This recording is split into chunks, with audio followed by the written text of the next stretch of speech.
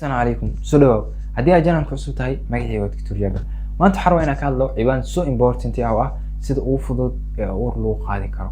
gabar kasta runtii waxay ku yootaa inay uur qaado maanta waxaan rabaa marka inaan kula wadaago waxyaabo ka caawinayo in aad uur qaadid laakiin ogow wax kasto waxay ku qoran yihiin xagga Alle xarjiina insha Allah inaad badsatid ducada iyo salaada si Ilaahay ku sii wad khayr qabo hadaa u salaata marka cibaanka waxaan kula wadaagi doonaa insha Allah waxyaabo muhiim ah hadii aad sameeysiin adii xajigaaga ay muhiim tahay inaad uur qaadi kartid inta uu gelin koor xaro ina wax idin ka sheego waxaanta sida caadiga ah normally gabar kasto waxa la soo deeyaa bil kasto waxa la soo deeyaa xiriirada follicles okay follicles markii la soo deeyo 15 oo kale ayaa la soo deeyaa 15 kaas markii la soo deeyo kadib waxa dhacaysa marka 15 kaas in hal xab laga doorto bis 15 kaas markii la soo deeyo hal xab ayaa laga doonaa halkaas markii la doorto halkaas ayaa weynaa doonto halkaas ayaa waxay noqon doontaa wax la yiraahdo oocyte kadib halkaas ay waxa sameeyay doonto wax la yiraahdo ovulation inuu dhaco ovulation ay sameeyay doontaa oo ah way qarxi doontaa waxay imaan doontaa meel la yiraahdo fallopian tube-ka waa meesha uu ka dhici doono fertilization-ka soo marka ukuntaas markay imaato marka fallopian tube-ka waxay sugi doontaa marka isbeermaha xajiga ay sugi doontaa hadii marka isbeermahaas uu ku imaawayo laba beri ukuntaas way dhiman doontaa marka laba beri ay sugi doontaa oo ah 48 hours ay sugi doontaa 48 hours kaas hadii ay weyso wax la falgalo way dhiman doontaa marka okay maxaa dhici doona marka haday dhimato micnaheedu waxa waaye gabadhaas uur ma qaadi doonto okay ileen isbeermihii meesha muusan imaanin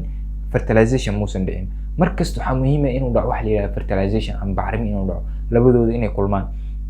soo goorme u fiican tahay marka ee kulmi karaan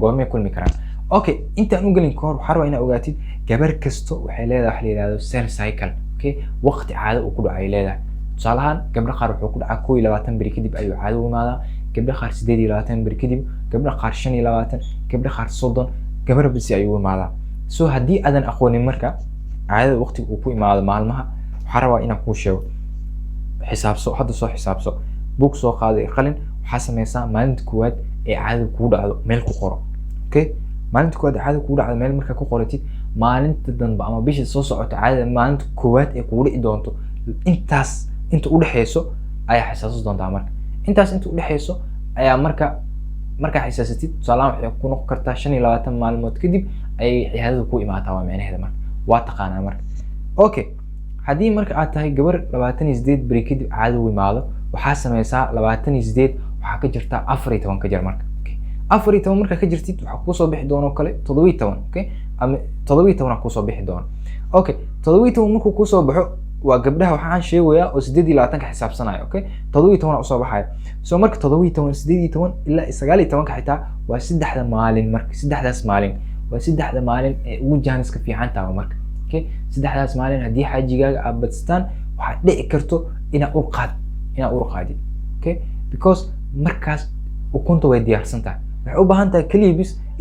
isbeermaha ay u baahan tahay si fertilization uu dhaco soo marka waxay sugaysaa marka isbeermaha ay sugaysaa marka soo marka waa maalmaha ugu fiican ee ugu jaaniska fiican marka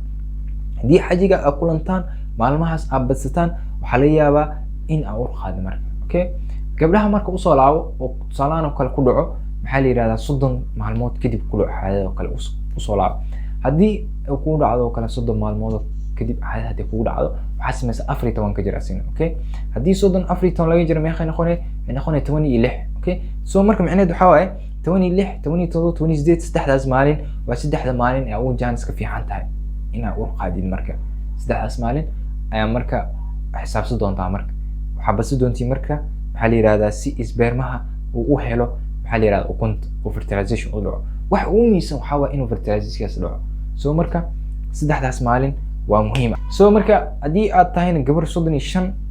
ka badan hadaa tahay macnaheedu waxa waaye inta badan waxa la yiraahdaa 21 ka yar haduu caado ku imaado hadalkan waa muhiim 21 bari kadib haduu caado ku imaado iyo 35 bari ka badan haduu caado ay ka maqan tahay macnaha sorry hadii 21 bari kadib caado ay ka maxaa la yiraahdaa iyo 35 bari ka badan caado ku joogto macnaheedu waxa waaye in halis ku jirtid u baahan tahay inaad dhakhtar la tashid markasta inaad dhakhtar la tashid oo kula socda caafimaadkaaga waa so important waa hadii marka ay dhacdo marka fertilization kaas ugu xantii ay sahlaan bacrimintii ay dhacdo fertilization kii ay dhacdo waxaa u baahan tahay markaas in maxaa la yirahdaa maxaa la lahaa markasta aad dhakhtar la socotid. hal midna oo kuu sheega maalmahaas oo kale waxaa la yirahdaa gabadha xataa maxaa la yirahdaa qandho badan waxyaabo jirkeeda isbedela ayaa imaan kara xataa isku arki kartaa. so marka isbedeladaas ay isku arkayso so important waa marka insha Allah inay ka faa'iideysto ayadan. tusaalahaan oo kale heerkulkeeda badanayo maalmahaas oo kale maxaa la yirahdaa qandhadeeda waxyaabaheeda isku ka badanayo. okay so insha Allah waxaan rajeynaa inaan wax badan ka faa'iideen mawduuca oo ahay sida ugu fudud ee uur ku qaadi kartid waana inaad taqaanaa waqtiga caadada uu ku yimaado aad ka jirtaa 14 kaas inaad ka jirtaa. marka insha Allah waxaan rajeynaa inaad so important wax badan fahanteen. and thank you guys so much. next video insha Allah.